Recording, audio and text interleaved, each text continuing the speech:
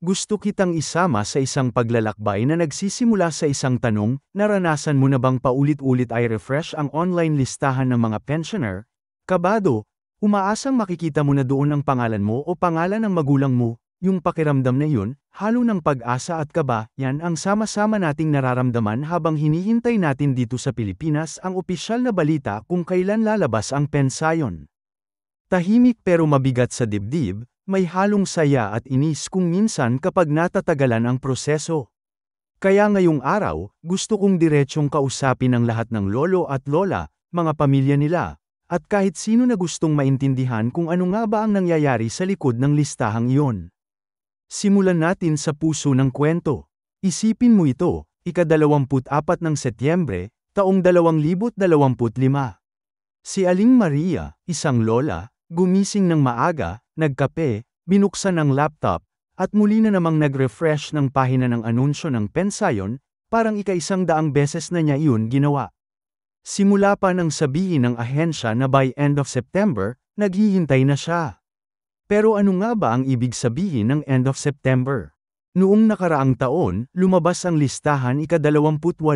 Noong isang taon pa, ika-22. At ngayong 2025, sinabi ng DSWD na September to October. Parang papalapit ka na sa pintuan pero laging may umaatres dito. Umaabot sa pasensya, nakaka-stress, pero may kasamang pag-asa. Kaya kapag may kumalat na bulong online, release na ang pension list.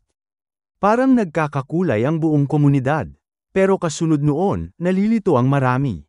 Aling listahan ba ito? Yung listahanan ng SSS?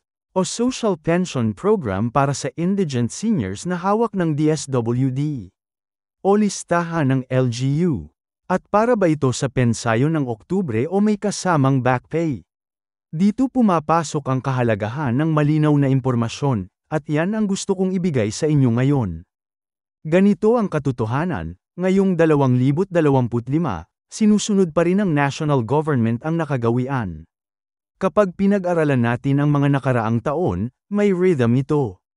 Karaniwan, para sa nationwide pension list, yung ibinibigay sa mga release agency at pick-up points, natatapos ng DSWD ang assessment ng mga kwalipikadong senior sa Agosto, saka ipinapasa ang consolidated list sa mga LGU at release center sa unang bahagi hanggang kalagitnaan ng Setyembre. Pagkatapos nito, nagsisimula na ang mga barangay hall, rural banks, at partner na institusyon sa pamamahagi pagsapit ng ikatlong linggo ng Setyembre at nagpapatuloy hanggang unang bahagi ng Oktubre. Kaya paalala sa lahat, simulan ng mag-check sa barangay o payment center pagdating ng ika-15 araw ng Setyembre. Huwag nang hintayin pa ang huling araw. At kung nakuha mo na, siguraduhin mong maayos ang pangalan mo sa record dahil may mga nagkakamali rin. Kamakailan, nakausap ko ang isang barangay treasurer sa Laguna, si Inday.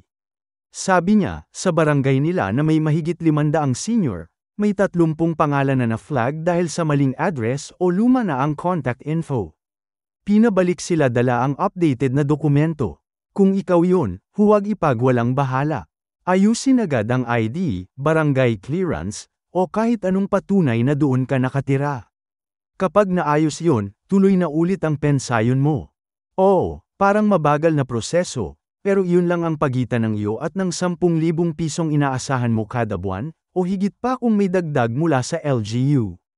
At ang 10,000 piso na yun, malaking tulong sa pagkain, gamot, at pamasahe papuntang health center. Pero higit pa sa papel at dokumento, may mga totoong kwento. Noong maagang bahagi ng 2024, napadpad ako sa isang bayan sa Palawan. Nakita ko si Mang Roberto, isang senior, nakatsinelas lang, minsan nakapaa, papunta sa palengke. 5,000 piso dapat ang matatanggap niya noon. Pero may manan-indo na naniningil sa kanya, sabi, bayad ka na, no? Hindi pa niya alam na pumasok na pala ang pensayon niya sa bank account. Pinahintay niya muna ang tindera, saka niya chinek sa cellphone, at oo, pumasok na pala. Iyan ang kahalagahan ng malinaw na impormasyon, hindi lang kung kasama ka sa listahan, kundi kung eksaktong kailan at saan available ang pera. Dahil bawat piso mahalaga, at kapag need delay, napipilitan ang tao manghiram o mag-adjust, at hindi yun maganda, lalo na para sa matatanda. Kaya ngayong unang linggo ng Setyembre, ito ang hakbang na pwede mong gawin. Una, alamin kung kasama ang pangalan mo sa listahan. Kung hindi ka marunong sa online, pumunta sa barangay hall o sa CSWD office. Magtanong ng maayos, listahan po ba ng social pension para sa Setyembre-Oktubre 2025? Available na po ba? Kasama po ba ako? Kapag oo, itanong agad saan at kailan pwedeng i-claim, at ihanda ang Senior Citizen ID o anumang government ID at claim stub mo. Kung hindi pa raw available, tanungin kung kailan ang estimate ng release date. Maayos pero klaro ang usapan, karapatan mo yan. May mga lugar na gumagamit ng ibang sistema, gaya ng Cebu City na sinubukan ang e-wallet payout para mabawasan ang pila. Nag-text sila sa mga senior, your pension of 15,000 pesos has been credited to your e-wallet. Pero may mga lolo't lola na walang smartphone. Ang ginawa ng barangay, nag-assign ng tech volunteers para tulungan silang maskan ang QR code sa plaza. Kung may ganito sa lugar mo, itanong kung option ito. Kung wala, baka pwede mong i-suggest.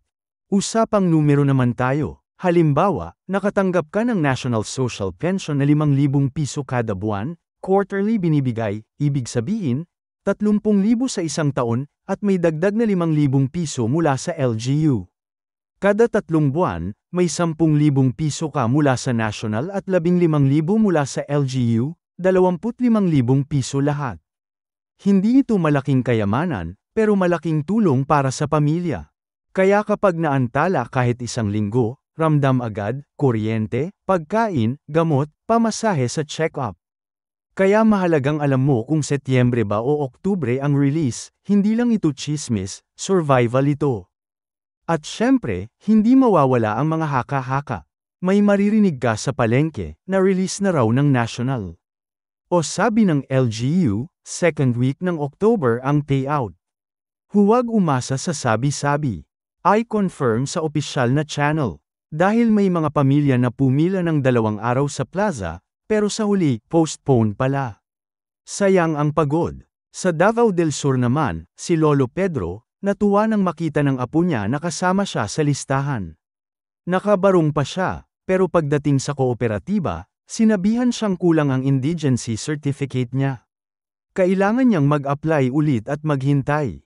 Kaya lesson learned, ayusin ang requirements kahit wala pang schedule. Mas mabuti ng ready kaysa madismaya. Kaya ikaw, nanunood ngayon, lolo man, lola, anak, apo, pamangkin, gawin mo ang 3 bagay na ito. I-verify ang pangalan mo, I-confirm ang release date, at ihanda ang lahat ng dokumento. Gawin mo ito ng maayos, at mas mababawasan ang problema. Tandaan, hindi sinasadya ng ahensya ang delay, pero may proseso silang sinusunod. At higit sa lahat, tandaan, ang pensayon ay hindi lang pera.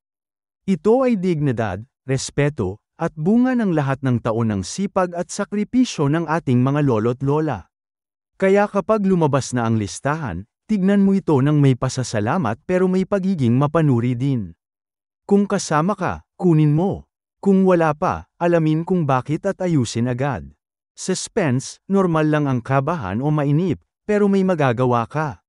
Maging handa, maging maalam, at huwag titigil sa pag-follow up. Kaya malinaw, kung kasama ang pangalan mo sa September-October 2025 pension list, malamang ma-release ito mula kalagitnaan ng Setyembre hanggang kalagitnaan ng Oktubre. Kumilos ng maaga, mag-check palagi, at ihanda ang dokumento. Kung wala ka pa sa listahan, huwag mawala ng pag-asa, magtanong, mag-ayos, at bumalik ulit. Isa pang mahalagang paalala, panatilihin ang sariling tala ng bawat pensayon na natatanggap mo. Maaari mo itong isulat sa isang kwaderno o i-save ang mga screenshot sa iyong cellphone. Mahalaga ito bilang patunay kung sakaling magkaroon ng problema o hindi pagkakatugma sa records sa hinaharap. May mga senior na nagreklamo na may kulang na buwan sa kanilang natanggap, pero nang suriin ang opisyal na talaan, lumabas na na-claim na pala nila ito. Kapag may sarili kang log, mas protektado ka, mas kampante ang loob mo, at mas madali mong mai-report ang anumang issue sa DSWD, SSS, o LGU kung sakaling may mali. Panghuli, mag-ingat sa mga fixer at scammer. Kapag panahon ng payout, may mga tao na nagpapanggap na connector o facilitator na nangakong mapapabilis ang paglabas ng pensayon kapalit ng bayad. Huwag kang maniniwala, libre ang social pension, at wala itong official na processing fee o shortcut. Kapag may humihingi ng pera kapalit ng paglalagay ng pangalan mo sa listahan, ay report agad sa kapitan ng barangay o sa pinakamalapit na tanggapan ng DSWD. Protektahan mo ang iyong sarili at ang kapwa senior laban sa ganitong panlilinlang. Salamat sa pakikinig. I-share mo ito sa pamilya at kapitbahay, baka ito na ang sagot sa inaabangan nilang balita. At para sa lahat ng senior, ang pensayon ninyo ay hindi lang tulong, ito ay pagrespeto at pagbabalik ng pamahalaan sa inyong serbisyo at sakripisyo. Ingat po kayo, at baka pangalan nyo na ang kasunod sa listahan.